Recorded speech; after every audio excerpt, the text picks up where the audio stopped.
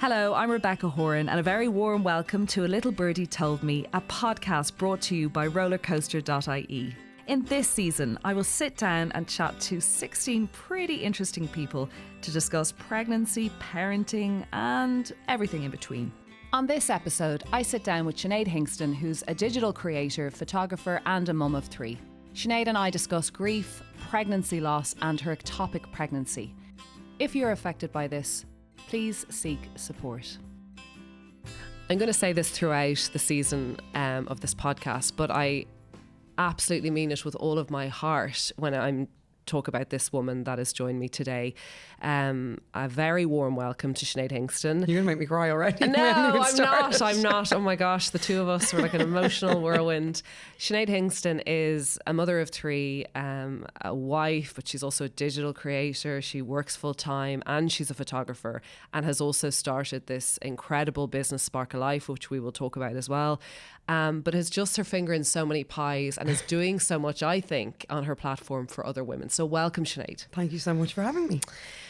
Sinead and I met only recently, but had discovered each other a long time ago, and we'll talk about that later. But Sinead, in some kind of way, has kind of changed my last pregnancy and how I parent and so many things. She's very inspirational and aspirational, and I hope you get a lot from this conversation today. Sinead, we're going to kick off a kind of tricky point, but we have to do it in order to bring you to where you are now. We have to talk about it. But your life, and you say it, you're a very open book, which my colourful journey. Yes. And I think people really love that you're an open book. There's nothing hidden. You're very relatable. You're accessible, and people adore that about you. And it's why you've such a big platform on Instagram. But your life has taken a lot of turns and hits and ups and downs, and you've weathered that so beautifully. Well, but you had the first I don't know if everyone would agree with that. You have. But you had a love of your life. I did. You have a love of your life now, and you have your three kids, but you started your life in your first marriage. Talk about that, man. Yeah, so Jeff and I met 2008 and had a very whirlwind relationship. Instantly fell in love with them. And yeah, we kind of moved in together very quickly, and then we moved over to the UK. So he worked for Sky Sports, and it was in the middle of the recession. We just decided, you know what, let's give this a go for a while. And in that 2 years, I just had the most incredible time in London, but also, I suppose my life took so many turns. We got engaged in 2009, married 2010, found out we were pregnant early in 2011, and then he unfortunately passed away very suddenly while we were on holidays in Portugal that July. So just 7 months after we got married. And I was 4 months pregnant with Lily at the time. So it was... Okay, that's a lot. Huge. Yeah. How did you meet him? So I used to work in a school as a Montessori assistant, and I met his sister, and I started babysitting her kids, and he was over for the weekend to go out. What age were you at this point? Oh God, was I 25, 26? So full of life, young, smart girl living in South Dublin. Meet this guy through someone. He's just so gorgeous to you. So it's very instant attraction. Oh, okay. 100%. And I said to my friend the day after I met him, I was like, I'm going to marry this man. She was like, wow. Sure. Yeah, okay. And was it as quick for him? Like, were you both just constantly with each other? It was a very intense relationship from the start? Yeah, so he was 7 years older than me. So I think he just knew... Instantly. Like, he had said to me that he didn't want to mess around with relationships. Like, he wasn't going to stay with somebody unless he felt that it was actually going to go somewhere. So yeah, he used to come over and surprise me all the time and just kind of land on my doorstep with flowers, and he was just one of life's good guys. Like, why was he called Jeff the Ref? So he worked when he started in Sky. He was a runner for Sky, so he got the teas and the coffees and did all that to begin with, and he worked on Soccer AM as Jeff the Ref. So they did all these kind of games and jokey things, and he was the referee, so they all called him. So he was a bit Jeff of a life and the soul. And he was a messer, like total. And all the videos, like the Sky Boys as we call them now, all of his friends over there made the most gorgeous video for Lily to have in a few years, of all the little clips of him working at Sky Sports. So it's all very special. But yeah, he was just a fun happy-go-lucky guy. Tall guy, you're kind Very of tall. petite, you know, very cute together. You could see there was a Yeah. lot of passion. He was 6'3". Yeah, he was Three, tall. yeah. And so you go to London, you follow your heart, you're young, there's nothing keeping you here, and all is well there. Yeah, it was tough. I mean, it's very different to Ireland. So I had never been away from home before. But he was amazing. We got a dog. We got a little husky called Kobe shortly after we moved over. So yeah, it was a lovely time. And I had taken I was working with the bank at the time, and I took a 2-year career break. So it was all in this 2 years that all of this happened. You gave all of your heart to him. Oh, literally. Yeah. And then so he died on the 31st of July 2011. Was he a healthy man?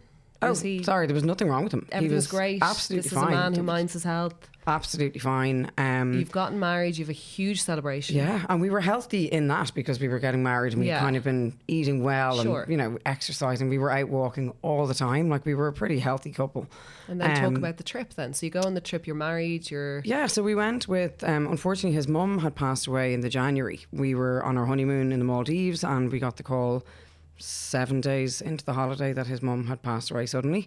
So we came home from honeymoon and, you know, the start of our marriage was very sad, you know, because it was, you know, it was really sad. And he was the baby of the family and himself and his mum were really close. Were you back in Dublin?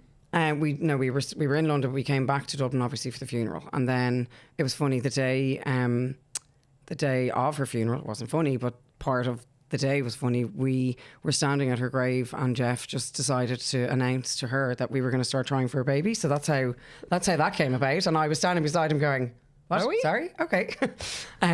So we kind of laughed about it, saying, you know, that was the decision in front of his mum that day that we were going to start trying. And yeah, we got pregnant in... You wanted to have a baby quickly, or? Yeah, I think I was very ready. I mean, I worked with kids my whole life, so I wanted 25 children. Yeah. You know, I just wanted a big brood of kids, Yeah. always. And yeah, we got pregnant in the March, and we had a very early scare, but turns out it wasn't a scare, it was implantation bleeding, which I didn't have a clue back then. I was, you know, petrified of any little thing. So yeah, the breeziest pregnancy in the world. Not sick, So not nothing. pregnant, in Full love of with life. this man, Yeah. full of life. You take a trip with family. So we went over with my parents. My parents were already over there, and we went over to see them. And his dad came with us because we just invited him along. And yeah, we went the day we were there for a week, and then the parents were going home that day, and we were to stay on for another week just on our own, which This we is in were Portugal, isn't very it? much looking forward to. Yeah. Yeah.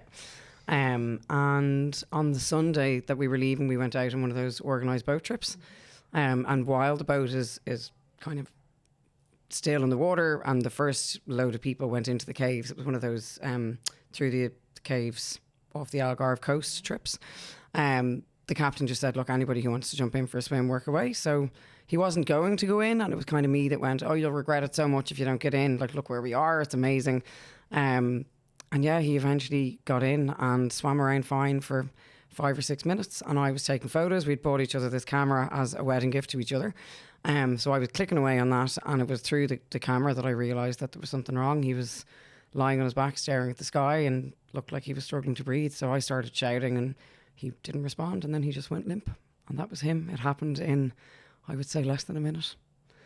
And it was just the most surreal, unbelievable thing. Like, it was like an outer body experience, standing there watching this unfold, going, this cannot be happening to me. Like, what's wrong with him? And part of me, up until the time that they actually told me that they couldn't do anything, I still believed that he was going to be fine. You know, you kind of imagine that you're going to get to the hospital and he's going to be lying there with a mask, and I'm going to be like, Jesus, what the hell? Yeah. Like, You you know, fright. don't do that again. And who was with him in the water? So there was a couple of dads, and then 2 or 3 not young kids, but like maybe 12, 13-year-olds that had kind of jumped in at the same time. So I was kind of screaming at them to get to him. He felt like he was ages away. No, he wasn't. He was just, you know, maybe 5 or 6 meters away. But it was Were just... you frantic? Were you screaming? Initially, like, was it no. guttural? I was very No. much, Jeff. And then when I realised he wasn't responding, I was like, Mom, he's not answering me. And Mum said, oh, sure, he does that all the time in the pool. You know, he always lay back and just floated. And I said, no, Mum, there's something wrong with him. And then I don't get, as in, like, I'm quite a deep voiced person. Like, I don't get hysterical. Yeah. I got hysterical. Started screaming and shouting, and then the captain came over and I said, you need to get him out of the water. I said, he's drowning. And it was all so manic. Then the dinghy came out at the same time, so they pulled him up onto the dinghy, and then they left and they went to the shore and they left us on the main boat, and we were there for an hour and 40 minutes before they came back to get us. We had no clue. We were frantically ringing my dad, who hadn't come on the boat trip. He was back at the villa. It was all just very surreal. We ended up having to ring my brother in Ireland to get him to get through to the villa to get dad. It was just mad. And then when we got back to the shore, I kind of had a feeling, because there was just one ambulance guy on the dinghy when they came back out to get me, and his dad and my mom. And when we got to the pier, then the main ambulance guy was there to greet me, and I ran up to the ambulance thinking that's where Jeff was, but there was no sign of him anywhere. And he started hammering me with questions about what we'd had for breakfast and had we been drinking, and had he hit his head. And I was like, no, look, where is he? Like, can I just go and sit with him? Like, where is he? Is he okay?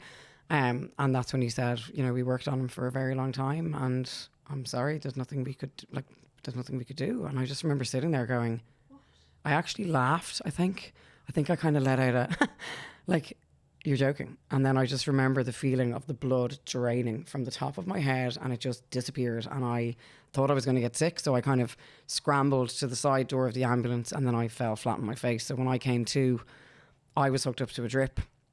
And I just said, look, I need to go. I was trying to pull it out of my arm, and I said, I want to go and sit with him. And he said, we need to get you to hospital. You're after falling and you're pregnant. And I was like, I'm fine. The baby's fine. I just want to go and sit with my husband.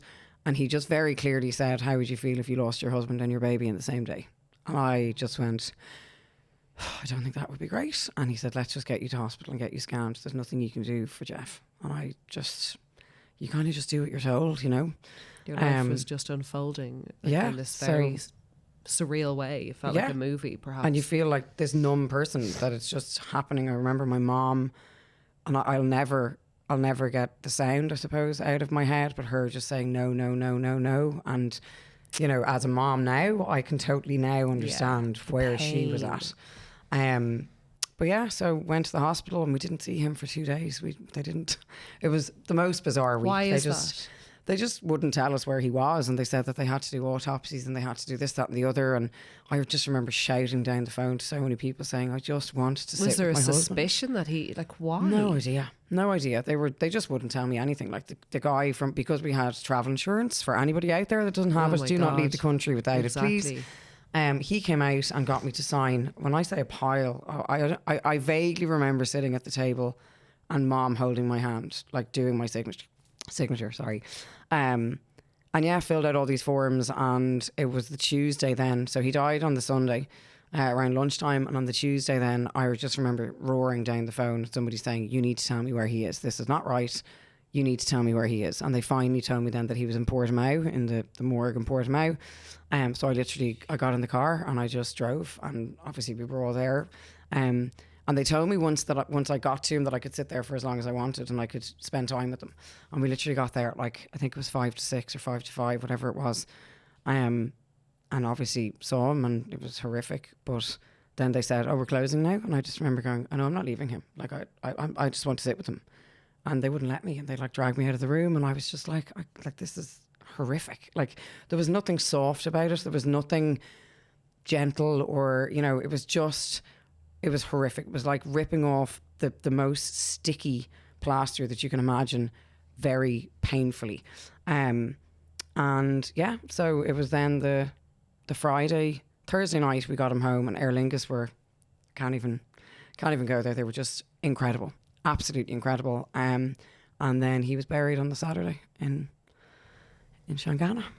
So, and you've never discovered why the treatment was so bizarre or poor, or no, and you haven't looked in. You've just moved on with your life. No, but it must have left a very bad taste. Oh yeah, I still, again, feels like an out of body experience even thinking about it. But things like they had his wedding ring and the shorts that he had on, and even trying to get those things back, everything was a struggle. Nothing was easy to do.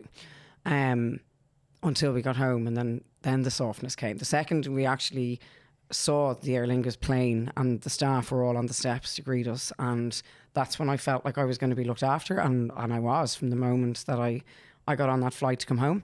But even for him, it just made me so sad for him, because he was such a great guy, and it was just, the Portuguese side of things, it was just a really hard thing to swallow, if you know what I mean. Like, even the flight home, I was like, he can't fly home with Ryanair. It has to be Aer Lingus because he loved Aer Lingus, Just those little things for me were huge.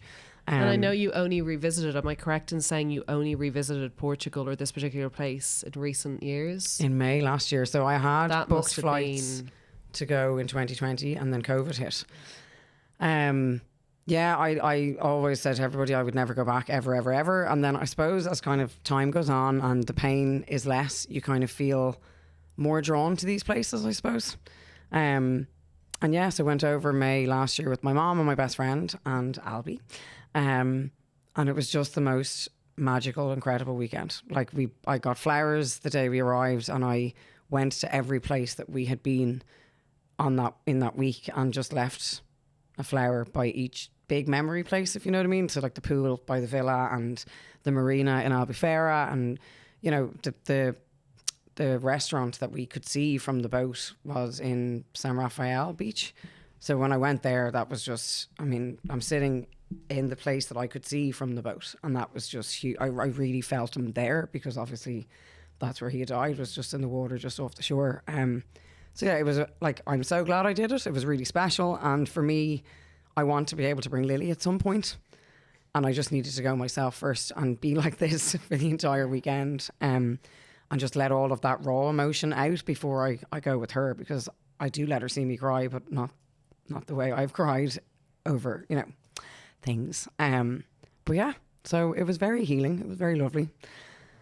Yeah, sorry. But yeah, I would go back. I'd live there in a heartbeat now. I've gone from never wanting to go back again to like moving, like I'd like to move there. But yeah, it's a lovely place. Portugal is gorgeous, It's a gorgeous country. We would have always gone on holiday, so I'm glad that I've broken that, I don't know what you'd call it. Yeah, well, there's healing in that, but it's still not an easy trip. But to bring you back to the time where you're having to be this sudden, pregnant with this man's child, and you're in Shangana and you're burying your husband, the love of your life, and you're surrounded by people, and it's all a performance. Everyone wants a bit of it because everyone is mourning and grieving, and you're just probably not in real time. Oh no, not at all. How did you get through that time? And were you ever concerned about was there really very little thoughts about even that? Because I think the grief must have been so much that... Oh, right. Like, it was the crying that used to bother me because it was so intense and so painful. Like, it was just so deep. Like, you can cry tears, and then you can cry deep tears that come from inside you, and you're sore after it, and your stomach hurts, and your eyes hurt, and your head hurts. And there was so much of that I didn't think the pregnancy was going to be able to continue. Like, I was convinced that I was going to miscarry or worse, but I was with the psychiatrist in Holles Street, and to this day, Dr. McCarthy is my saviour. Mine too. Mine too. But yeah, I started seeing him. So I registered with Holles Street, which at the time was a difficulty in itself, because I was 22 weeks, and they were like, "Why are you only coming to us now?" And I was like, "But I've been in the UK under the NHS, but like and why?" And I had to go through the whole thing with them and be like, "Look, my husband died. I don't want to be here, but I am here. So can you just look after me, I need please?" to just come now. Yeah. So, and she was engaged from 24 weeks. So there was this worry from 24 weeks on that she was going to arrive. And I didn't know I was having a girl either. I actually had the opportunity to find out the day that he died. And when I had the scan that day in Portugal, he said, "Do you want to know?" And I said, no, we weren't going to find out. You're going through hell on earth. Were you, and this is a really like private question, and like you might find it hard to answer. You don't have to answer it if you don't want to, but were you engaged with that pregnancy? Did you find it hard to connect? Yes. Okay. So 100% it's a really hard thing to connect to when you've lost this person. You're going to have to... But we had nothing. Like, we had no life insurance. We didn't own a home, so I had no house. I had to move back from London back in with my parents. And I'm so lucky that they had a house that was, able to accommodate me and Kobe at the time. So like, I had very little, like, and it was petrifying, and it still is petrifying. Like, it doesn't go away, it's still petrifying raising children in general. Then you have that whole other aspect of it. But at the time, so we took weekly bump shots at home in London at the mirror upstairs. And when we were in Portugal, and the day before he died, I was 19 weeks. And he had taken a photo of me in the hall of the villa. And that was the last picture I took until like the October, because I just couldn't, he wasn't here to take the photo. Yes. So I was like, no, he's not here. And Mum was like, Sinead, just, and I was like, no, I don't want any more. That's it. And my friend Shara, and she's since gone too, she came over for the weekend and she was adamant. She's like, I don't care. I'm taking photos of your bump. And I was like, oh, whatever. So there's so many pictures of me sitting at my kitchen table, like with this massive bump. So I went from like 19 weeks to a little food belly to like properly pregnant. Wow. They're my bump pics. She's a very long girl, isn't she? She's like her leggy. She's tall. She's tall. So she She's was her probably daddy's daughter. Yeah. trying to fit. Oh yeah. And it was all bump. There was no like extra fluidy bits. It was just bump. And I only ate brioche. Like when I think back, like I literally survived on brioche, and I don't know Well, what you were else. just surviving. Literally. And Dr. McCarthy had said to me, I'll never forget it. He was like, this baby is a parasite. I was like, sorry? And he was like, you will get sick before this baby gets sick. So 100%. stop worrying. They just take all the Stop good worrying stuff. about the fact that you're not eating and you're not looking after yourself properly and you're not taking this, nutrient and supplement and whatever. He said, your baby will survive on you and you will get sick. And I was like, all right, okay. And that totally... Ain't that the truth about pregnancy? So true. So true. And I was like, it just helped me kind of go, you know what, maybe I will get to the end of this pregnancy. So I got to 38 weeks. Tell me about her arrival. It wasn't the greatest. I think that's a whole other podcast. But yeah, my waters went at home. I remember texting my friend. She was in Australia. It was about 1 o'clock in the morning, and I felt this pop right up the top under my rib, like under my boob. And I was like, oh my God, like I'm after getting the worst kick. And then next thing I felt this gush. So I don't know whether she kicked me so hard she actually broke my waters herself. And I remember like sitting up going, oh shit, this is it. Like this, oh shit. Because obviously when you're pregnant, you can be very removed from what's coming next because there's no baby in your arms. So I remember tiptoeing like with these little gushes with every step into my mum's room, opening the door and going, Mom, I think my waters have, like whispering. And I was like, what are you doing? I was like, Mom, my waters have just gone. And she was like, okay. And my sister happened to be down from Belfast at the time with her. She had a 3-year-old and then newborn twins. So it was just her life at the time, my God. But yeah, so I went into the bathroom and I had my show and I had all the things were happening that I was told might happen and could happen if my waters went. And then we got in the car and Ciara drove like an absolute bat out of hell. And I think she sent me into deeper labour with the way she drove in. And into Holles Street, as they say, you leave your dignity at the door, like tail between the legs and just like, highest of my waters have gone. Yeah, sure, we'll just check you and just head in there to admissions. I'm like, no, but like I'm having a baby now. It's so casual, isn't it? Yeah, it's like they've seen it all. So yeah, went into admissions and it kind of, to me, I had the TENS machine on. I was in agony and I got in there and I wasn't dilated at all. I was like, sorry, what? I was like, what's this pain? Like, what is this pain? So they gave me oxytocin. Yeah. And then the other one, no, sorry. They gave me the epidural first and then they gave me oxytocin. Okay. So whatever happened. Wow, it really brought it. It did, but then it kind of counteracted. Then it all slowed down. Then it all got a bit messy. So I had pushed for what felt like forever. And she finally made her appearance at 7 minutes past 10.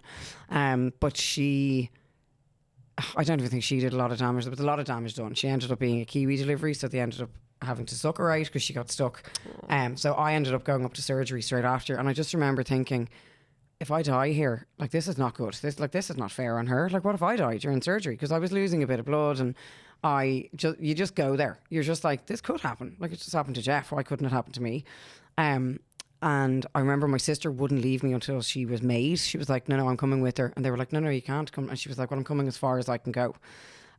So she came to the door of theatre and they were going to start doing, because I had the epidural, they were going to start doing whatever they needed to do with me awake. And I just freaked out. I was like, whatever you're doing, stop, please. There was like 15 people rallying around me. And I was like, please just put me to sleep. I can't do this. And I just needed him.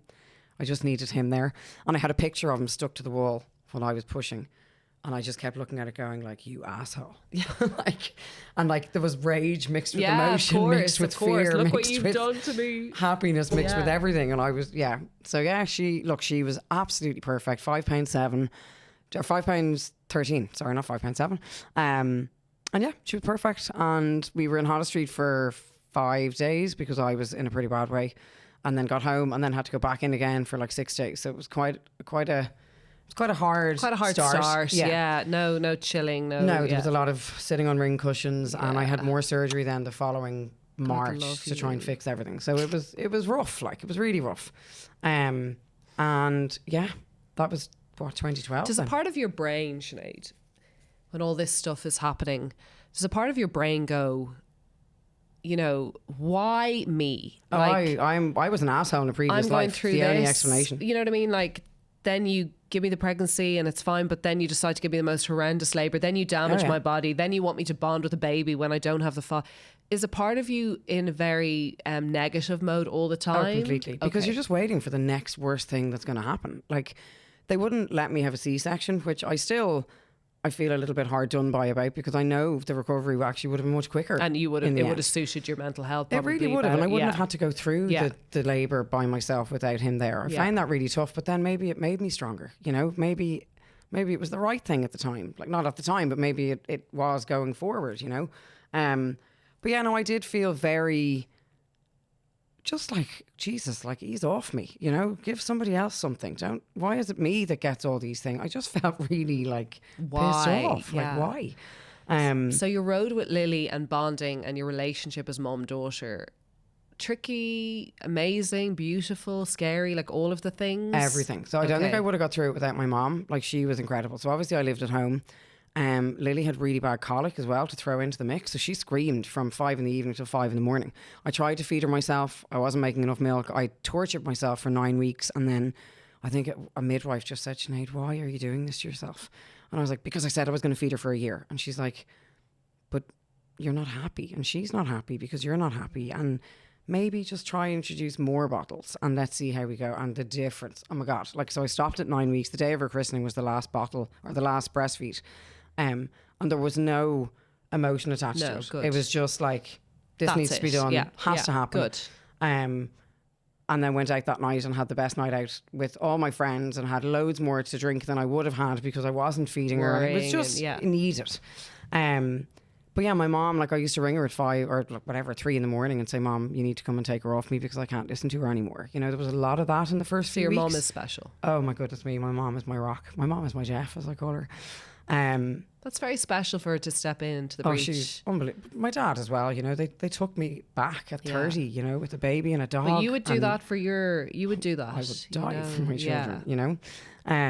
But it was hard, you know. It's a lot of adults living in the same space. It wasn't the glamorous baby ads of the two partners or the, you know, whether you're hetero or you're gay. Like, it wasn't that kind of partnership of holding the baby and eating dinner together and it was a lonely road, I would say. It was horrible. And I still, I suppose, that part really hurts, you know, when I think back of how lonely it was. And I wasn't in a place where I could go to baby classes. I tried to do baby massage and she slept the whole way through, but I felt so different.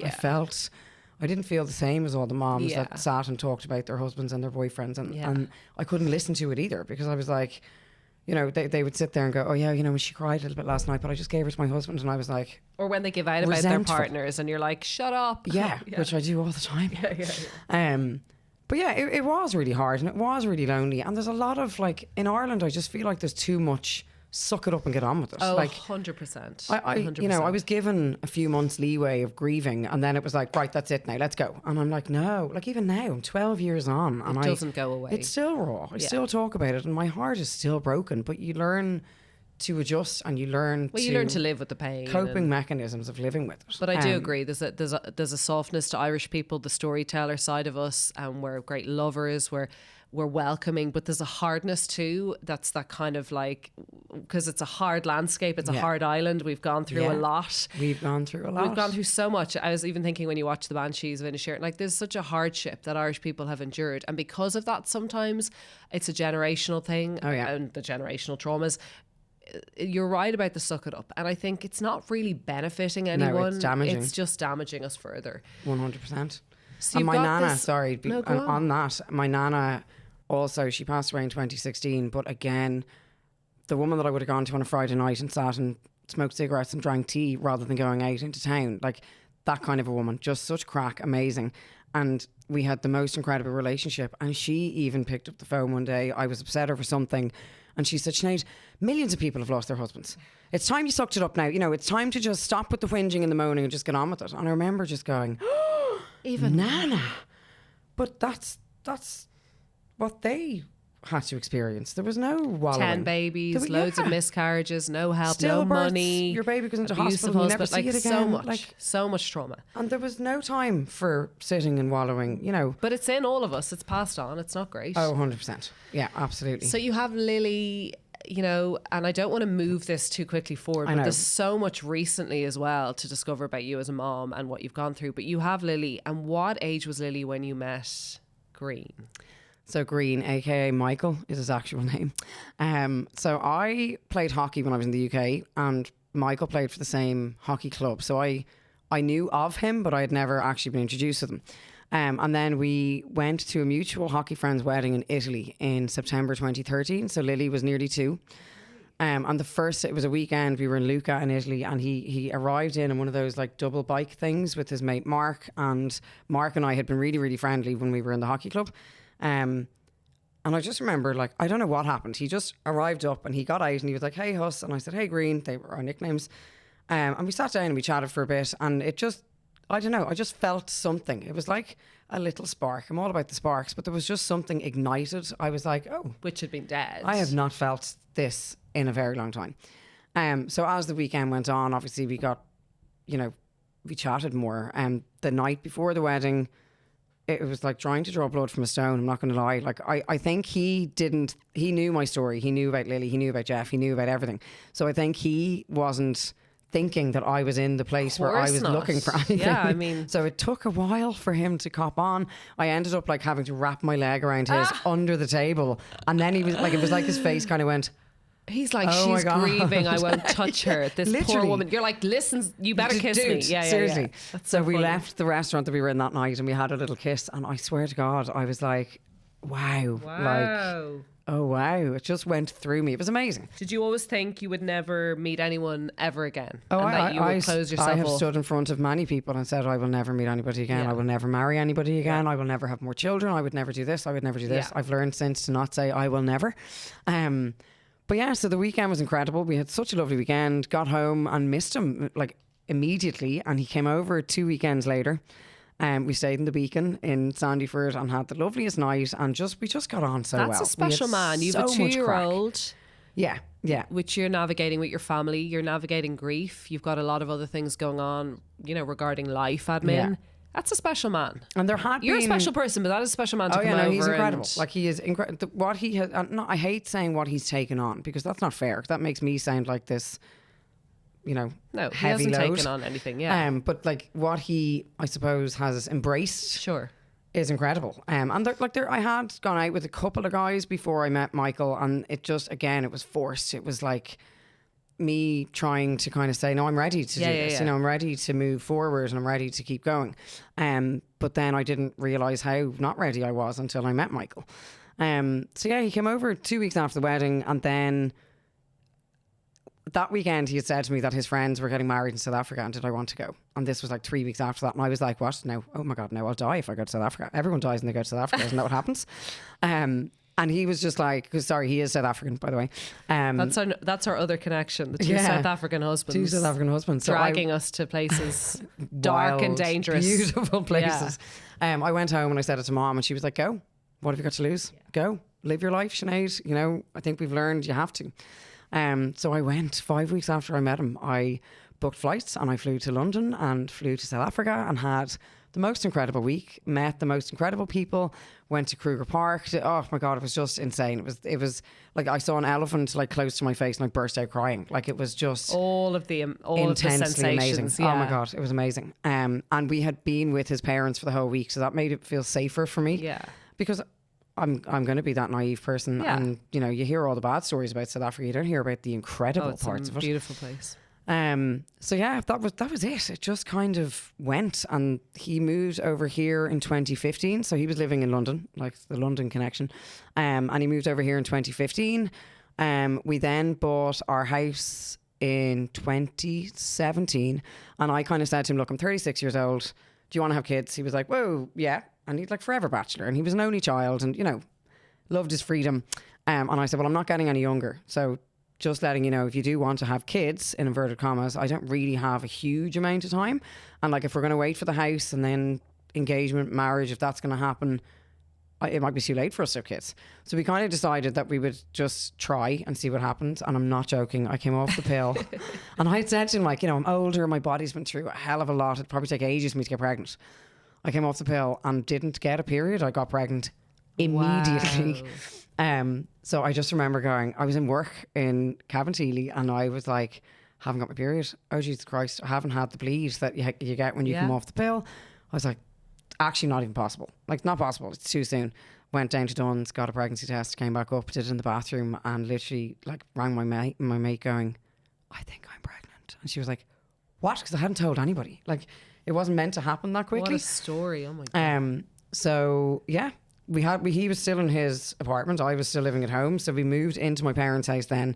The week after I got pregnant, he asked me not to tell anybody. And I was like, I have to tell my mom. Like, I can't not tell my mom. And he was like, just don't tell anybody. And I was like, okay.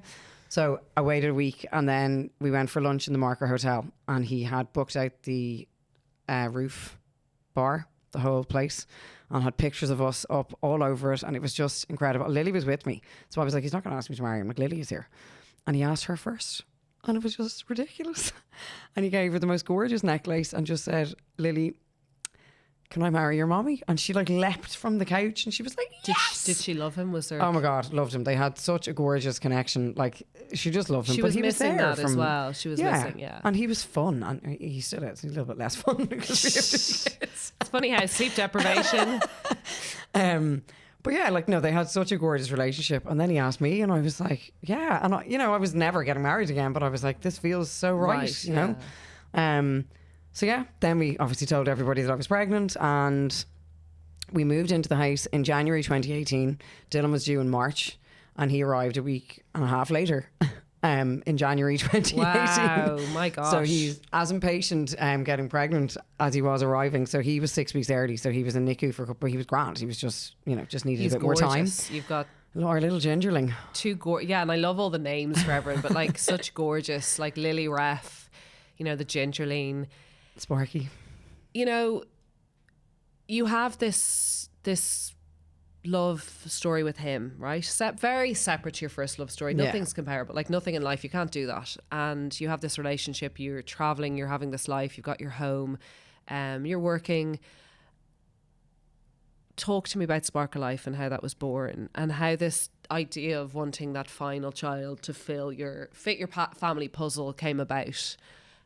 Because this has been a hellish road, which has led to absolute joy, but like hell. Yeah. And tell me about it too well. I know it too well, and I think we did it at the same time. Literally. Yeah. I obviously, as I said before, I always wanted loads of kids. So I kind of approached the subject gently with Michael because he is an only child, and Lily and Dylan are at funny ages that they lockdown was really hard, so they kind of, I suppose, pinged off each other not very nicely sometimes, and it was rough and it was hard and it was loud and it was shouty and it was just an age tough. gap there. And exactly, he annoys her quite a bit. So initially Michael was a bit apprehensive and I said, look, you'll never regret having a child. End of. And he was like, no, okay, fair enough. So we decided to go for number 3 and final in January 2020. Yeah. And it took me a couple of months to get pregnant, which I was a bit like, when I say like 2 months, which for me was long, because Lily and Dylan kind of sneezed and was pregnant. So I got pregnant in the April. Another Christmas baby. I was like, oh my God, can we move away from the winter babies? There's like too many of them now. And we were at home. It was lockdown. Lockdown had just started in the March. I just got pregnant. And then at 5.5 weeks, I went into the bathroom and I started bleeding. And I knew it wasn't implantation bleeding this time. I phoned Hollis Street and they said, look, it's too early to tell. It could be just your period. And I said, it's not. Like, I'm 5.5 weeks now, So they said, look, if you want to come in, you can come in, but we may not be able to see anything, but you have to come in by yourself. And I was like, oh, Jesus. Like, I just wasn't expecting that side of lockdown. You just don't think of those. So I did go into Hollis Street because I needed to kind of know, and they did a scan, and they couldn't see anything. They did it was the scanning machines downstairs before they opened the new area. So they said, look, come back in a week. And I was like, what? Are you joking me? So I had to go home. I bled very heavily that evening, was fully convinced that was everything had passed. Absolutely traumatized and trying to hide this from my kids, like locking myself in the toilet, telling Lily I had an upset tummy. It was horrific. And then went back in the following week and there was an empty sack. So I was like, okay, that's everything is gone. And, the woman actually who did the scan had been there a lot for me when I was pregnant with Lily. So it was actually lovely to see her face when I walked in. But she said, look, we need to come back to me on Wednesday because your HCG levels are actually high enough. So come back in. And when I went back in on the Wednesday, there was a little embryo and I just wasn't prepared for that. I really wanted there to not be an embryo at all and just the sack to have been empty. But anyway, so it was a lot. I went back in the following week then for a D&C, which again on my own, dropped at the front door, big girl pants on, in you go, expected to be tough and all the rest. So I'm a very impatient, determined human and didn't want to waste any time in trying again. So we didn't. We just kind of kept going as we were, and then found out I was pregnant again without having a cycle in between. Very excited. Found out on Jeff's anniversary that I was pregnant again. And everything was progressing fine. My boobs were sore. Everything seemed perfect. Booked a private scan. Lockdown had eased a bit, so I thought that he'd be able to come in with me, but he wasn't allowed to. So I had the scan and there was nothing in my uterus. I was like, sorry, what? I was like, no, but I'm 7 weeks pregnant. I've done all the tests. They progressed. They were amazing. Everything's fine. And she said, Sinead, I'm really sorry. You're going to have to go into Hollis Street. She said, I don't see a baby in your uterus. It could be a molar pregnancy. It could be ectopic. All these things started being thrown at me. I was like, what? And yeah, into Hollis Street, a very long internal exam, found out it was an ectopic pregnancy, sent home just to kind of wait it out, see what happens. Went back in for bloods. Anyway, ectopic pregnancy, had to have surgery, lost my left tube. Was told to wait a cycle, did what I was told, waited a cycle, pregnant again. So very fertile. We've come to realise that. And during your ectopic pregnancy, you reached out to me. So we have so we didn't know each pal. other. Yes. So Lauren had obviously told me about you and everything that you had experienced. And Lauren Kelly O'Sullivan hi, turned up for me at my lowest of my low. COVID, couldn't have Jason in, had been asked to stay in hospital or I would die because this ectopic was rupturing. Was hopeful the baby could be taken out, was definitely not with the beat. I didn't understand what they were doing and went into surgery, had a tube out and the baby out, and it was horrendously hard to hear the baby's being born next door, and then you're having this. And Lauren turned up at my bedside. Just because. And like Lauren would be someone I see from Radio Times now and again, and I love her dearly, but she turned up when my family had to mind my kid and everyone else, had to do other things, responsibilities at home. She was there. And so I thought it was such an interesting connection that you reached out to me. So we connected virtually. It's all very virtual. And we chatted quite a bit. And only for you, I genuinely don't think that I would have gotten through what I got through. Because our stories were very similar in the recurrent miscarriage journey. And I think I kept saying to you, we could do this. I think I kept saying this. We can do this. Sinead, stop with this negative. And you were a little step ahead of me. You were a couple of months ahead of me. Yeah.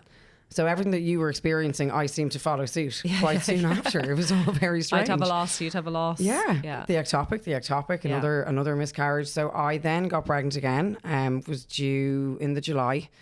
And everything was fine. The scans were good. Baby was progressing. Heartbeat was strong. And at 9 weeks, I was sitting at my kitchen table and I just felt different. And I just said to Green, I'm going to go into Hollis Street. I just don't feel right. And he was like, oh, you're joking. Are you bleeding? I said, no. I said, I'm not bleeding. Are you in pain? No. Hollis Street asked exactly the same questions. And I said, I just don't feel, I feel funny. Rang Hollis Street and they said, look, we're not going to turn you away at the door. But you've been through a lot. Chances are you're fine. And I said, well, just reassure me then. Just let me come in and tell me that everything's fine.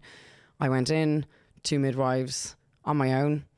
One holding my hand, talking about the weather, and the other one obviously doing the scan on my belly, and then said, I'm just going to do an internal. And those words I knew. I was like, you can't find a heartbeat, can you? I said, would you just tell me? And she said, look, it could just be an awkward lie, as in the baby's lie. And I was like, I just knew. So she then did the internal and told me that unfortunately I was right, that there was no heartbeat, and I wailed. I feel like this is your rock bottom. I feel like that was obviously, it.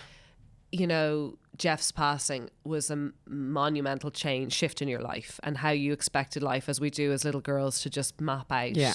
And suddenly you realise life is really rough sometimes. Yeah. And is there a God? I don't know if there's, and all of that stuff happens. You have these bumps, but you're coping because you're a very strong person. I know it's a really annoying word. It is really annoying because it's like, I don't want to be, don't want to you be know, strong. but you are. Yeah. But this one, I think, and even Charlie, from speaking yeah. to you, was a very bad time for you. Because everything was fine. Everything was going the way it was supposed to go.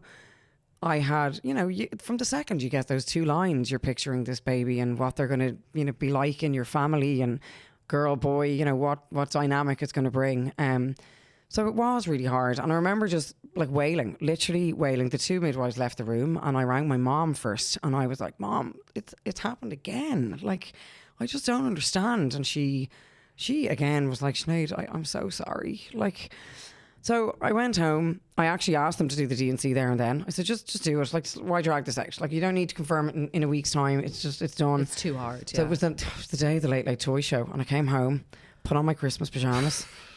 I had told Lily stupidly on the Wednesday that I was pregnant, so I had to tell her then on the Friday that unfortunately the baby hadn't made it and that the baby's heart hadn't developed any further. And I tried to be as soft as possible because there's enough grief in her life. Yeah. There's enough loss, and her little brain can only cope with so much. Anyway, so we sat down, we watched the Late Late Toy Show. That was our norm. And went back in on the Monday. And in the meantime, I forgot to say the ectopic. I had the ectopic on the Monday and the surgery on the Monday. And on the Wednesday, I got home on the Monday evening, or the Tuesday maybe. I got home with my dog, Kobe. So Jeff and my dog was very ill. And he was put to sleep on the Wednesday. So that happened in the same week in August. And I tell you something, when I look back, I can't even talk about him. But all of this, that year, 2020, I'm like, ugh, 2011, 2020, write them off. They're just not nice. So yeah, got home, all normal with Lily, watched the Late Late Toy Show, went in on the Monday, had another D&C. I was done. Absolutely not doing I remember this you anymore. saying, that's it, I'm actually good done. now for babies. And I Yeah. was like, no, Sinead. No, done. I don't know what was in me, Absolutely but I was done. like, you can do this. And Yeah, I thought, I and don't want to then- encourage her. I had loads of testing after that. So they did loads of bloods. They sent him, or I didn't know at the time, they sent him off for testing. So we got a phone call then in the January from Dr. Kathy Allen with the results. And I'd never spoken to her before, had heard of her, but I'd never spoken to her. Oh my goodness, what an earth angel. She's a wonderful. She's just so lovely. So she rang and she said, we have your results. You know, sometimes these can be difficult to hear, but you know, this is what has come back. And let me know that he had trisomy 21. So he actually had Down syndrome. I had found out before that it was a little boy. Wow. So that Wow. was huge. Well, it's also putting a Mixed emotions. personality and a shape on him. It's Oh my forming this goodness. little boy in your eyes. It was easier to not know what Yeah, gender I they would were. agree. You know? So that was huge. And I just remember thinking, like, how would we have coped? How, you know, it was a very weird feeling of, oh my God, like that. It was huge news for me. But it was an answer to why it happened, Yeah, which was also which is needed sometimes, yeah. And then, so we chatted a lot about what we could do and if I wanted to have another, and I was like, no, I'm not even trying, not going there, I'm done. And she said, well, just give yourself a couple of months. She was like, don't make too many rash decisions now. And she said, Sinead, the way I see it is, if you feel strong enough to have another miscarriage, there's nothing stopping you from getting pregnant again. And I was like, well, I'm numb to them now. And she was like, exactly. So if you do want a third baby, there's nothing stopping you. You are able to get pregnant. You are, you know, your AMH levels are high. You know, your body is capable of doing this for you. But it's just at this stage pot luck as to which one is going to actually make it, you know? So then, like, I can't remember whether it was just before that or just after, but Green had said to me, like, are you pregnant? And I was like, what? I was like, no. And he said, your boobs look like you're pregnant. And I just remember thinking, I can't be pregnant. I can't. And I hadn't had a cycle after my D&C with Charlie. And I remember doing a test and it was positive. And I was like, no. And this was the January. And literally within a week, I started bleeding and I bled for a few days and that was it. And I remember thinking, oh my God, this is my number 4. That was it then. I was done. Chemical pregnancy, for those of you who are not sure what it is, you have a positive pregnancy test, but the embryo falls away from the lining and you just have your period as normal quite soon after the positive pregnancy test. And I was totally obsessed with tests. So as I did the test, I could see the line fading. Anyway, that was me done. So it was actually Michael that turned around and said... Were you going to therapy? No, I went to therapy for years after Jeff died. No, it wasn't until I got pregnant. But not for your pregnancy losses? No. I felt like I had learned enough in the years that I had been to a counsellor to be able to cope. Now, there was a lot of shouting and a lot of rage and a lot of frustration, and that's how I dealt with it. So yeah, we gave it a couple of months, looked after myself, lost a bit of weight because obviously I had picked up a little bit from everything that had gone on. I was very religious in like taking Proceive and really looking after myself. And then in the March, Michael said, like, why don't we give it one more go? And I was like, oh, what if? And he said, but what if not? Like, you know, what if it doesn't happen again? It's always going to be on our mind. Yeah. Absolutely. Yeah. And Rosanna Davison has actually said something about having a March, trying in March. So if your period is in March, that you will have a baby the same year. Yeah, you'll have a due date. Which is a very... Yeah. A due date the same year. So in my head, I was like, right, this is it. 2021. This is the year. This is the year. And I'm going to do this now. And if it doesn't work out, that's me definitely done. So we tried. We got pregnant. Surprise, surprise. And I was with the TLC clinic in Holles Street. And Dr. Kathy Allen was looking after me. And every week I went in and there was a baby there. And there was a heartbeat. And then I went in the week after and there was a baby and a heartbeat. And then I went in a week after. So I did a fundraiser while I was pregnant during that pregnancy for a new scanning machine for the TLC clinic because the one they had was shocking. So that kind of gave me a focus away from what if I lose this baby. I was very focused on we're going to get a new scanning machine for this hospital. So did that and got the new scanning machine, which it's called Sparky. So I had, during my 2-week wait, started lighting candles. This like seems so ridiculous. It's such an Irish thing. But every night I lit a candle and every time the spark sparked, I imagined that the baby sparking. And as the flame grew, I imagined this baby growing. That was my whole mindset for this entire pregnancy. I did it every night, every single night. Michael even started doing it with me because he was like, I've lit the candle. I'm like, no, I'll do it now. And the pregnancy progressed and it progressed and it progressed. And at 37 weeks, I was at home and I got into bed and I got a searing pain in my back. And I thought, oh my goodness, this is it. And I went in, I was due to I had a C-section with Dylan and a C-section with this little guy too. And yeah, went in, had my C-section and Sparky arrived on the 13th of December, which is obviously and a beautiful name. Sparky, Albie. Yeah, he wasn't named for a week. It took a week, but we got there. And what she isn't telling you in all of this is that she's doing her little candle trick at home and, you know, making a part of her daily kind of survival or, you know, part of your daily life. But so are loads of other women. It became a bit of a thing. Loads of women start sharing on Instagram that they're doing fertility issues or trying to get pregnant or have lost babies or are really depressed and they're all lighting these candles and you're sharing them and everyone else is sharing them and it actually became a wave which you really should take massive credit for besides really the machine and all. It has given people a focus and a hope and it's not just really nice, it is life-changing for some women because I remember speaking about my experience way back before I had very luckily had Simone, and I do remember the outpouring from women and being quite stunned. Like I could have spoken about my career or my marriage or something fancy, but honestly this resonated more. Yeah. So what you have done, you will never know what you've done for those people and how they're now being brought along by your journey. And I think in turn that is something that, you know, sometimes we're a bit feminist, all women should support each other. I think actually you just need to help each other along the road that is pretty dark sometimes. Yeah, and they became an even bigger thing because I then decided randomly to actually make Spark Alive candles. And then the proceeds of them went to like fertility and miscarriage clinics in Ireland. So they launched in May, the day that I left to go to Portugal actually last year. And the first batch sold out in like 2.5 hours. It was insane. I just remember looking at my phone and all these orders coming through going, shit, like, oh my God, people are actually buying these things. And it's really special to know that these candles are kind of lit across Ireland and people and the world have sent them to Australia and Spain and everywhere.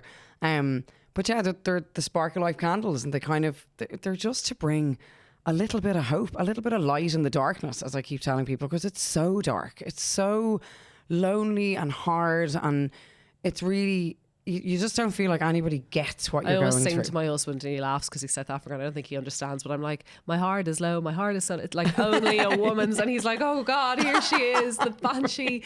But it's true, it's a wonderful road being a woman, but it can be pretty dark at times. Like I had to go in throughout COVID on my own through all of that, and when I gave birth to Simone, I was on my own. Jason came in at the end, but it's a tricky thing being a woman and navigating it all. You're pretty badass. I think you are pretty badass. How are you as a family? Like, it's not hard. It's not easy. Oh, let's not do it? that. It's tough. Look, Lily is now 11. Dylan is now 5. Albie has just turned 1. And the dynamics are tough. You know, it's a blended family. We're not all from the same gene pool. And it's really hard. It's hard busy, to it's balance it hard, all. It's yeah. emotional. It's hormonal. It's, you know, there's Stressful. a lot. It's yeah. Yeah, and you know, Lily was adamant at the time that she wanted a sister this time round, and I, you know, when Albie arrived, I was like, you know, how am I going to break it to her? It's another brother. But in fact, it's made her really special. You know, she's my only daughter, and I think there's something really, really special in that. But yeah, look, it's hard, and we navigate things all the time, and we get help. And as you know, the phrase that nobody understands until you're in it, it takes a village to raise a child. You know, only for my family and my friends. You know, it's tough. It's tough, and we get through it on a daily basis. There is no romantic. There is no it. romantic ad for real life parenting. No. I think you want these little things, and there's something narcissistic even about, like, I want my own children, and then you're in it, and there's so many incredible moments. yeah. Like, I've these hugely special moments where I'm bawling in the hallway because the two of them have done something where they're like, I love you. But equally as many hard moments. Yeah. Like, you know, even I'm a little bit unwell at the moment, and getting through nights with the baby and the tiredness, and your marriage is like this. You were these besties who all you cared about was each other, and now you're like pulled from. Yeah, it's tough, and that's hard. And I think it's good that you're open about that. And I think if you don't follow Sinead Hingston on Instagram, you're missing out, because she brings us on the journey of her life and all the great fun stuff. And she's such a like, you are a gas character because you are such an honest, lovely, little bit too funny person, but you're not just like all the trauma. But then she'll also discuss all of that. So I think it's an important follow. There's some people you follow on Instagram you probably don't need to follow. They're just selling you clothes or so thank you so much. I don't want to let you go, but I know I'm over, but it's been such a beautiful conversation, and thank you so much. I just know your road is going to be so interesting because you are so full, and like, he would be so proud of you. I hope so. Oh my God. I really do. Yeah, you just don't know. You just have to keep putting one foot in front of the other and hope we all make it out relatively unscathed at the end. Thank you, Sinead. Thank you so much. I hope you enjoyed this episode of A Little Birdie Told Me, and if you did, it would be wonderful if you could subscribe to the podcast.